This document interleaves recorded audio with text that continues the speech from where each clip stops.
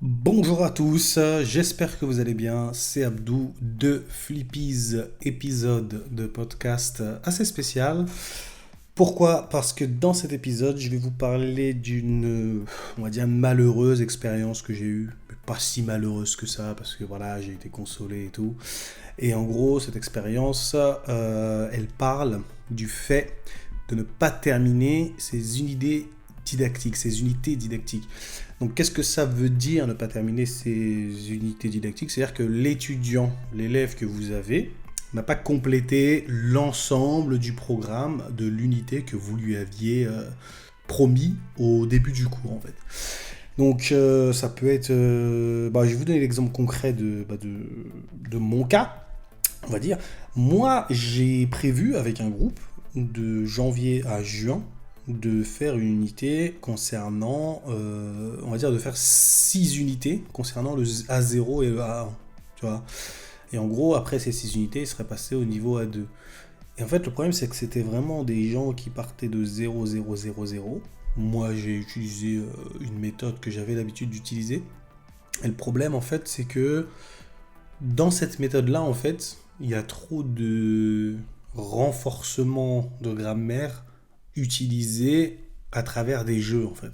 Ça veut dire qu'à chaque fois que je faisais un point de grammaire, j'utilisais un jeu pour renforcer le point de grammaire vu.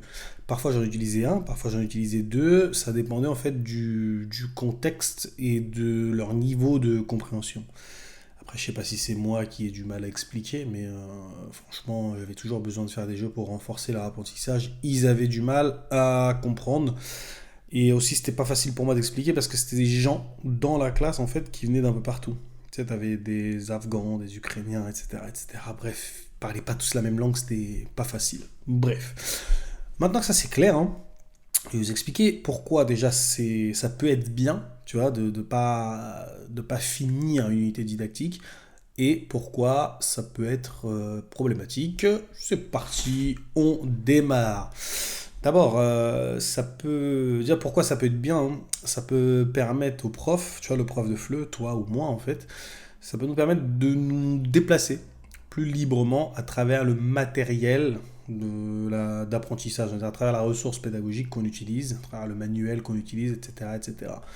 Et quand tu es libre de te déplacer comme ça dans le manuel, tu peux piocher directement ce qui intéresse les élèves et de quoi ont besoin les élèves.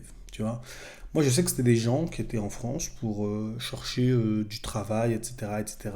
Donc, et pour s'intégrer aussi en France. Donc, il y a des choses qui étaient plus utiles que d'autres, des choses qui étaient vraiment primordiales, etc., etc. Tu vois. Je sais que l'orthographe, par exemple, c'était pas la chose la plus importante, mais ça a quand même son importance. Et le fait de savoir que leur but c'est de travailler, je sais pas moi, dans une usine ou autre en fait, c'était pas du travail qui nécessitait une bonne orthographe en français, ça t'aide à savoir que tu dois vraiment prioriser la production orale, tu vois. Tu les fais parler à mort, tu les fais prononcer à mort, etc. etc. Et cetera. Et en fait, le fait d'avoir cette flexibilité-là te permet de hiérarchiser les séquences utiles, pas utiles, supprimer des séquences, enrichir d'autres séquences, etc., etc.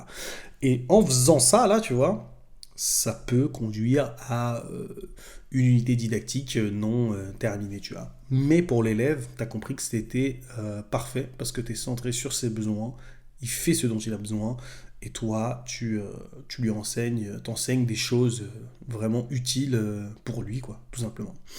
Après, ça peut aussi encourager l'autonomie, tu sais, chez les apprenants. Parce que à certains moments, tes apprenants doivent prendre certaines décisions, tu vois. Toi, tu vas décider de sauter certaines choses.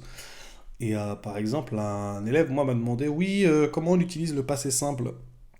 Ouais, je sais pas, moi, ça m'intéresse, le passé simple et tout, j'ai envie de lire en français et tout.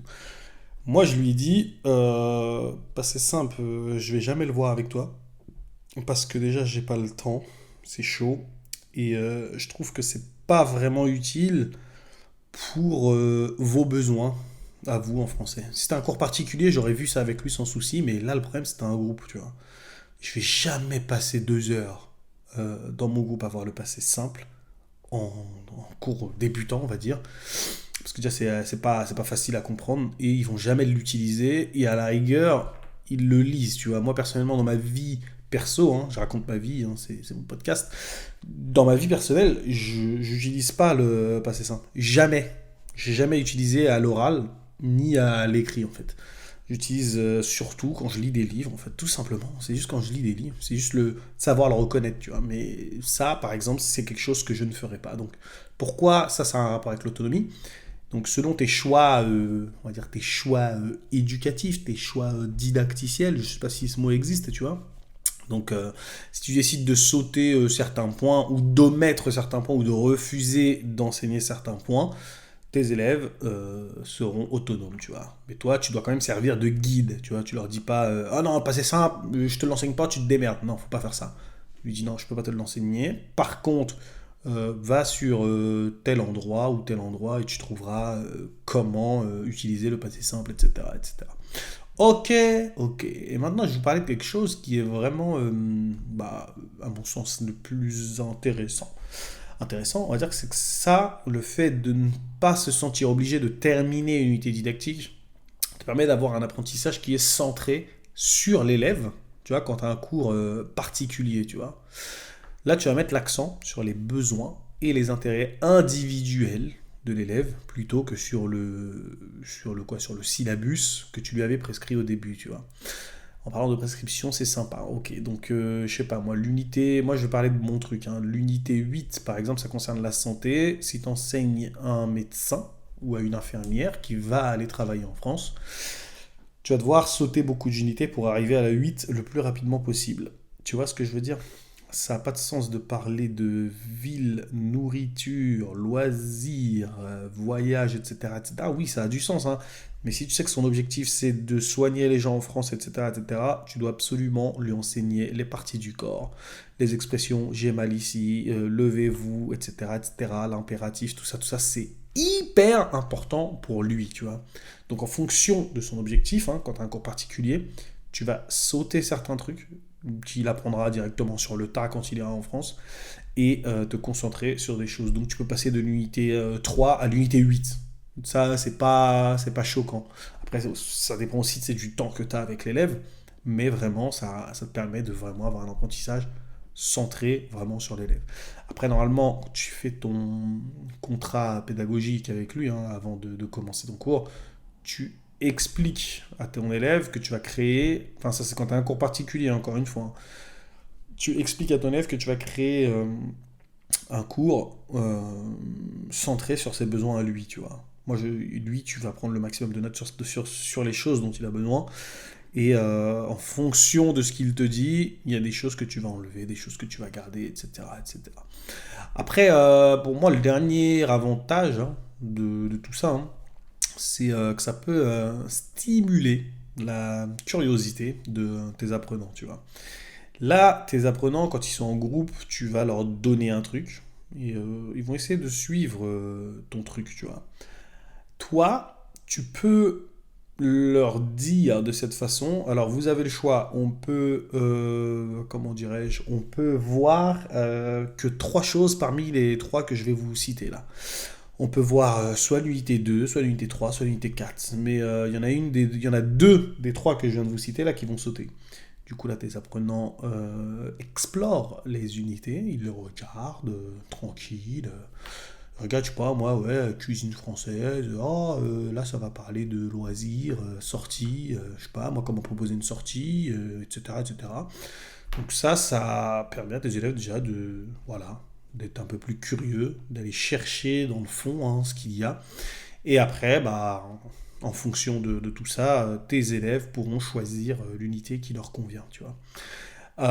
Ça peut être problématique dans le sens où bah, tu as des gens qui veulent être cuisiniers et je sais pas pourquoi ils vont choisir, comment dirais-je, apprendre l'unité sur les loisirs parce que dans la classe, La majorité voulait l'unité des loisirs, tu vois.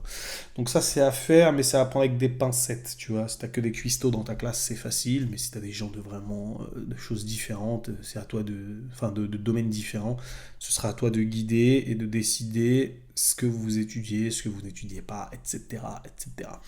Et voilà, hein. Là maintenant, tu as tous les avantages, hein, et crois-moi, avec tous ces avantages, en fait, ça te permettra.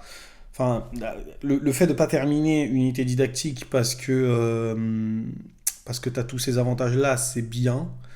Et le pas la terminer parce que tu es trop lent, c'est pas bien, tu vois. Mais après, tu vois, ça là, tous ces avantages-là de se centrer, de que je t'ai cité, hein, centrer sur l'élève, les rendre un petit peu autonomes, tu sais, tu vas savoir hiérarchiser tes trucs et tout. Ça va donner un apprentissage de peu de choses à tes apprenants, par exemple de 4 unités au lieu de 6, tu vois. Mais l'élève, tu pourras vraiment lui proposer un apprentissage renforcé et axé, on va dire, sur la qualité. Tu vois ce que je veux dire? Parce qu'il y a des concepts clés dans l'apprentissage du français, tu vois. Par exemple, je sais pas moi, la négation, les trucs comme ça, là. Ça, c'est primordial qu'il le maîtrise. La conjugaison et tout, c'est vraiment primordial qu'il la maîtrise. Parce que quand tu es débutant, tu as des erreurs qui se fossilisent. Tu vois, tu as des erreurs, des mauvaises habitudes que tu fais qui se fossilisent. C'est-à-dire que si ils prennent cette mauvaise habitude sans que tu les corriges, sans que tu aies joué avec eux pour qu'ils maîtrisent plus ou moins les règles de grammaire ou autre, tu vois, ah bah là c'est chaud, tu vois. Donc prends vraiment ton temps pour bien leur donner la bonne base. S'il y a un élève qui a du mal avec un point particulier, je prends les verbes ou n'importe quoi, donne-lui l'occasion de réviser, de renforcer sa compréhension avec des jeux ou autres. Tu vois ce que je veux dire? Maintenant, on va parler des inconvénients. Et juste après les inconvénients, je vais vous faire part de témoignages qu'on m'a fait sur la question. Parce que j'ai envoyé un email pour parler de cette malencontreuse aventure, je sais pas comment on dit. Ouais, cette aventure, cette mauvaise aventure. Mais mes élèves m'ont consolé en me disant non, non, mais t'es fou, on n'a pas fini, mais crois-moi, ce qu'on a vu, on n'aura plus jamais besoin de le voir, tu vois. On n'aura plus jamais besoin de le voir. Et on a vraiment vu que tu étais patient, que tu prenais ton temps, tous les trucs que tu découpais chez toi là pour qu'on puisse jouer en pratiquant et tout. Franchement, c'était vraiment cool. Si c'était à refaire, on le referait comme ça. On a préféré s'amuser en apprenant des choses et en prenant notre temps que d'aller vite de façon chiante et en n'ayant pas forcément la qualité d'apprentissage et la compréhension qu'on a eu là maintenant, tu vois. Donc, je préférais l'un et l'autre, tu vois. Donc voilà, pour moi, c'est plus avantageux de ne pas la terminer, mais ça dépend quand même du groupe, du contexte, etc., etc., etc., quoi. Bon, la suite. Là, on va voir ensuite les inconvénients, tu vois. Le fait de sauter certains passages, etc., etc., pour moi, ça va tuer un peu la structure, tu vois. Ça va tuer la structure dans le sens où, moi, je vais encore prendre mon exemple, hein. Moi, j'ai créé une méthode avec 12 unités. Et ces 12 unités, elles s'enchaînent de façon logique. C'est-à-dire que si tu passes de l'unité 2 à l'unité 8 directement, en fait, dans l'unité 8, tu vas avoir des choses que tu es censé avoir vues à l'unité 3, 4, 5, 6, 7. En fait, toutes les unités que tu as sautées là, ils vont, comment dirais-je, il va y avoir des petites bribes de ce que tu as sauté dans l'unité 8. Par exemple, dans l'unité, je sais pas moi, l'unité 3, tu as la négation avec pas, plus, jamais, etc., etc. Dans l'unité 8, tu as un exercice, par exemple, sur l'imparfait. Et dans cet exercice de l'imparfait, tu dois répondre à des questions. La question, est-ce que est-ce que tu allais encore à l'école? Et la personne doit répondre à la question, non, je n'allais plus à l'école. Et en fait, si tu as sauté l'unité qui explique l'utilisation de plus au lieu de pas, je sais pas moi, de rien, ou au lieu de personne, tu vois, il saura pas bien faire l'exercice parce qu'il manque d'éléments, tu vois. En fait, il n'a pas vu les choses. Il va dire, ouais, mais moi, j'ai pas vu ça. Il aura raison de te dire, j'ai pas vu ça. Tu lui expliques vite fait en cours, et après c'est terminé. Mais toi, si s'il l'a pas vu et que tu es passé directement à la 8, c'est que tu as estimé que c'était pas primordial.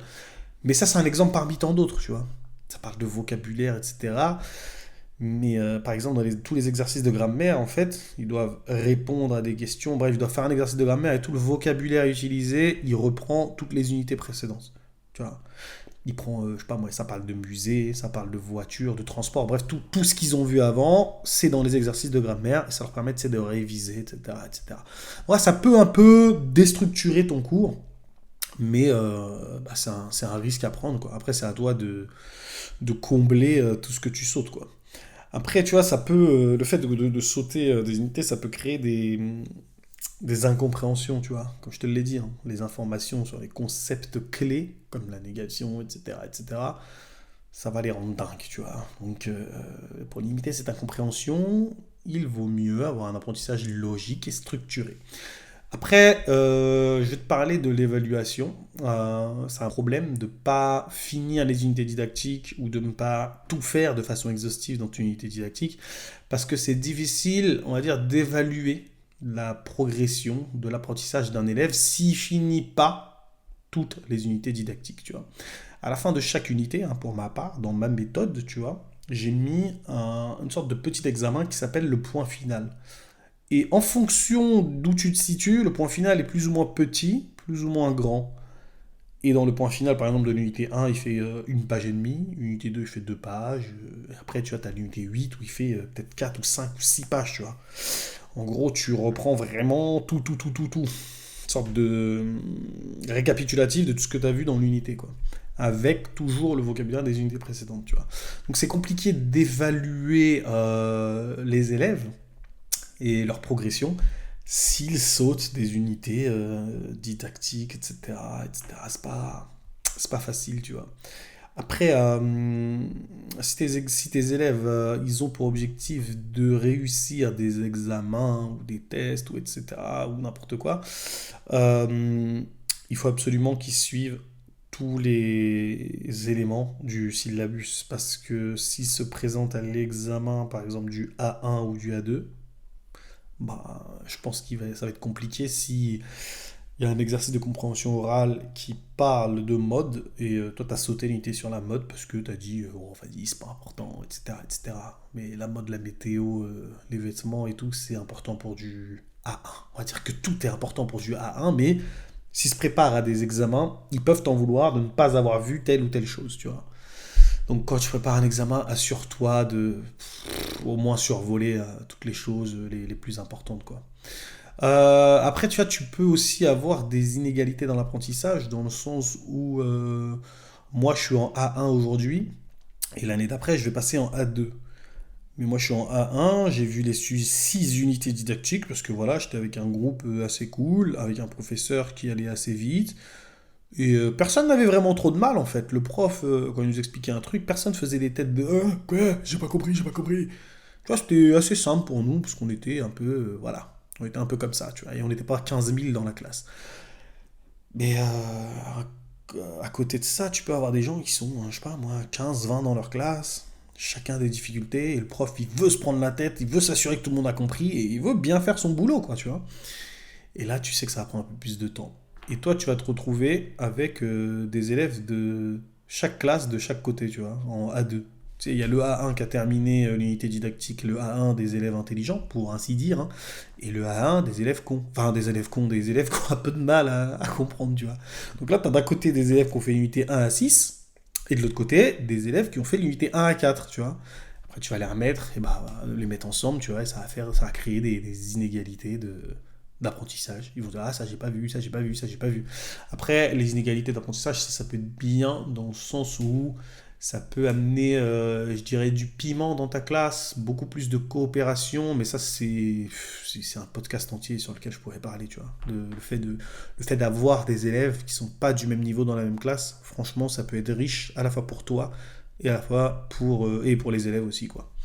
Après, voilà, quoi. Pour moi, c'est vraiment les trucs basiques, comme ça, là, qui sont chiants quand tu termines pas ton unité didactique. Inégalité d'apprentissage, préparation aux examens insuffisante, et le fait de ne pas pouvoir évaluer les gens correctement. Et voilà. Et aussi les incompréhensions qu'il peut y avoir bah, dans les futurs cours. parce qu'ils ont vu des choses qui n'ont, ils vont découvrir des choses qu'ils sont censés avoir vues bien avant, tu vois. Quelles sont les conséquences de tout ça? Donc là, je dirais qu'il y a plusieurs conséquences, tu vois, à court terme et à moyen, long terme, on va dire. La conséquence directe, tu vois, c'est que quand ton élève, dans son futur cours, il verra quelque chose qu'il était censé avoir vu avec toi, comme par exemple, je sais pas, moi, les pronoms compléments, il est censé les avoir vus avec toi dans l'unité, je sais pas moi, 6, et qu'il va les voir juste après, et que juste après, on va pas faire un cours sur les pronoms compléments, il va dire, mais ça, pourquoi, c'est quoi ça, c'est quoi ci, c'est quoi ça? Ça peut être chiant pour le prof. Il va dire, mais non, mais ça, t'es censé l'avoir vu, ça.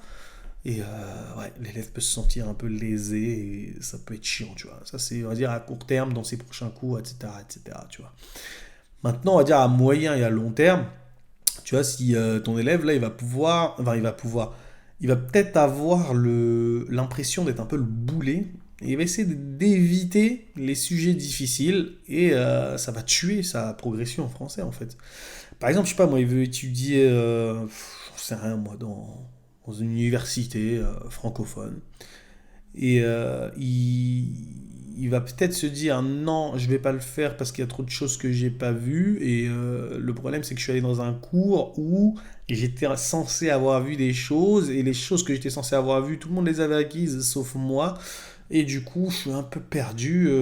Ouah, je me sens pas capable d'aller poursuivre mon rêve ou mon projet, etc., etc. Donc voilà, sur le court terme, bon, il va pas trop comprendre et la conséquence de ça, en fait, c'est qu'il va se sentir incapable et il peut tuer ses projets. Donc voilà, ça peut être vraiment meurtrier en termes d'ambition, tout ça. Après, il y a des solutions quand même à tout ça, hein, tu sais, pour ceux qui terminent pas leurs unités didactiques, tu vois. Tu peux faire une sorte de plan d'apprentissage individualisé, tu vois, pour aider, on va dire, les étudiants qui ont du mal sur telle et telle chose, tu vois. Ça peut se faire en, je sais pas moi, 30 minutes pendant, enfin c'est dans le cas où tu as un groupe, hein, 30 minutes pendant un cours. Tu as des apprenants qui ont une activité à faire pendant 30 minutes. Et toi, tu prends les nazes et tu leur expliques, voilà, les pronoms compléments, c'est ci, c'est ça, tu vois. Et de l'autre côté, tes élèves feront un speed dating ou n'importe quelle activité sympa qui leur permettra de travailler plus en profondeur un point qu'ils ont vu, tu vois. Ou tout simplement de s'amuser pour relâcher la pression. Ok. Après, qu'est-ce que tu peux faire? Tu peux proposer aussi un accompagnement supplémentaire. Tu vois, quand le cours il est fini, bah, tu peux demander à des élèves de rester 30 minutes. Ou si tu as un cours particulier, tu lui dis, bah vas-y, voilà, moi je vais te donner le cours basique de B1. Et tous les problèmes que tu as, moi je les ai mis de côté là. Et on les reverra pendant une séance d'accompagnement supplémentaire, tu vois. Après, la meilleure des choses à faire pour moi, hein, c'est vraiment la restructuration des unités didactiques, hein. Tu vois, tu prends tes élèves, tu as leurs objectifs en tête et vraiment tu restructures tout. T'as des séquences en fait que tu vas supprimer, tu as des séquences que tu vas enrichir. Mais tu sais qu'à la fin de l'apprentissage, tous tes élèves auront atteint leurs objectifs et parleront parfaitement français, tu vois. Et ça, c'est vraiment top. Donc voilà, on va dire que pour conclure, hein, bien qu'il puisse y avoir des avantages à ne pas terminer une unité didactique, les inconvénients et les conséquences hein, sont vraiment importantes et peuvent être très très très très graves. Ok. Donc il est important de trouver des solutions pour aider les élèves à naviguer entre toutes ces solutions que je t'ai proposées là en fait. Ok, donc là maintenant, je vais prendre des témoignages en fait par rapport à un email que j'ai envoyé, tu vois. Et soit ils vont être réconfortants pour moi, soit ils ne le seront pas. Donc je vais te lire ça tout de suite. Je crois qu'il y en a trois quatre. Je crois qu'il y en a trois quatre. Et puis voilà quoi, je te montre ça tout de suite. Donc là, tu vois, je vais prendre le commentaire de Rinaldo Irene. C'est pas un commentaire, hein, c'est plus une réponse à un email, tu vois. Salut Abdou, j'espère que tu vas bien. Oh que oui, j'ai que déjà connu pareille situation. Ma collègue avait tout fini et il me restait encore une unité à voir. Mais comme toi, je me suis dit que je préférais voir moins en quantité, mais que mes apprenants retiennent ce qu'ils étudient. C'est exactement ça. Et cela a payé. En effet, l'année suivante, nous n'avons plus eu qu'un seul groupe. Et quelle a été ma fierté quand ma collègue du niveau supérieur a félicité mes apprenants pour leur aisance à parler. Donc, no stress. Belle journée à toi, Irène. Merci beaucoup, Irène, Rinaldo, Irène, pour ton message. Mais comme elle le dit, hein, en fait, ce qu'elle dit, c'est qu'elle a privilégié la quantité non, elle a privilégié la qualité, pardon, à la quantité. Et en fait, les conséquences négatives, elles ne se sont pas manifestées l'année suivante, tu vois. Après, il y a un commentaire, comment on appelle ça? Une réponse d'email, zut alors, de Kim Thomasson. Kim Thomasson, je ne sais pas si tu es une fille ou un garçon, mais bref, Kim Thomasson, je lis ton mail. Je comprends très bien. Parfois, je couvre tout, mais plus souvent, ce n'est pas possible, tu vois. Ce qu'elle dit, en fait, c'est la majorité du temps, c'est pas possible de tout faire, tu vois.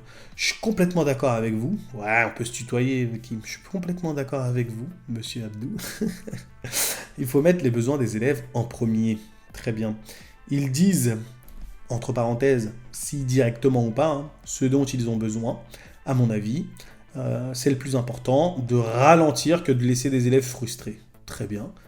Et de plus, chaque groupe est différent, donc il faut vraiment les écouter. Ce qu'elle dit, c'est important. Je vous le dis, je parle avec plein d'élèves, dans la rue, partout. Même dans ma famille, n'importe quoi, je pose tout le temps des questions en rapport avec les profs, en fait. Et ce que Kim Thomasson a dit, c'est hyper important, parce qu'elle dit que il faut savoir, il faut vraiment les écouter. Et l'écoute, c'est ce que les élèves préfèrent chez un prof. Ah, c'est quoi un bon prof? Ah, c'est un prof qui est à l'écoute. Tu vois, il écoute tes gestes, il écoute ce que t'aimes, ce que t'aimes pas, etc., tu vois. Et le dernier, ouais, je crois que c'est le dernier commentaire, le dernier message de Maristella, qui dit: Bonjour Abdou, si j'ai bien compris, tu as essayé ce que j'ai aussi vécu pendant mes cours dans les écoles de FLE. C'est pour cela que j'ai décidé de donner des cours particuliers comme prof autonome. Comme prof autonome. En fait, prof autonome, à mon avis, ça veut dire prof indépendant, tu vois. Il faut avoir de la patience pour chaque étudiant et pour que chaque étudiant prenne son temps. Cela prend plus de temps, mais je sais que les étudiants ont beaucoup de difficultés. Si on avance très fort sur le contenu, très vite sur le contenu, au lieu de les faire pratiquer plus dans la classe et surtout avec l'interaction entre eux-mêmes, tu vois. Donc voilà, pour elle, en fait, il faut prendre le temps. Et attends, je vais lire la suite et après je vais te donner mon avis là-dessus. J'aime les contenus que tu prépares, ils sont toujours bien faits. Oh, merci. Arrête. Mais je fais toujours des découpages pour les faire pratiquer peu à peu en essayant de donner beaucoup de modèles, en répétant plusieurs fois avant de leur donner la parole. Ok. J'essaie aussi de mettre les phrases dans leur contexte de vie réelle et personnelle. Franchement, c'est magnifique, ça c'est très bien. Et cela fait plus de sens que la communication soit efficace et intelligible. Comme brésilienne, je te prie de pardonner mes fautes. Bien à toi, Maristella Pavanello. Maristella, merci beaucoup pour ton analyse qui est riche d'enseignements pour moi et pour tout le monde. Ça, c'est moi qui lui dis ça. Là, je suis en train de lui répondre, tu vois. Et en gros, ce que Maristella dit, c'est que la patience, c'est aussi une vertu que vous devez avoir, en fait. Ça prend du temps d'assimiler le français, parce que c'est vraiment pas facile. Et là, je vois qu'elle a décidé de faire des cours particuliers, comme prof autonome. Pourquoi je dis prof autonome? Comme prof indépendante. À mon avis, les conséquences dont je vous ai parlé, là, les conséquences gravissimes, ont dû peut-être la toucher, ou peut-être le fait de passer en indépendance, c'est peut-être sa direction qui devait la freiner en lui disant « Ah, t'as pas fini le truc, pourquoi ?» Ça, c'est peut-être quelque chose qui lui prend la tête, mais je vais lui demander comment ça se fait, et peut-être que je vous donnerai des nouvelles dans le prochain épisode. Après, ce qu'elle a dit, c'est qu'elle aimait beaucoup mes supports, ça, franchement, ça fait plaisir, mais... Ce que je disais aussi, hein, c'est qu'elle a découpé, on va dire, elle a décidé d'omettre certaines activités et de se concentrer peut-être plus sur les activités à l'oral ou quoi que ce soit, tu vois. C'est tout à son honneur, c'est exactement ce qu'il faut faire. Ok, c'était Abdou de Flippies. Merci à tous pour votre écoute, pour vos témoignages. Si vous avez envie de tester l'unité 1 pour vous amuser avec vos A1, le lien est en description. Vous cliquez, c'est totalement gratuit. Et puis voilà quoi. On se retrouve la semaine prochaine dans un nouvel épisode de podcast. C'était Abdou. Peace.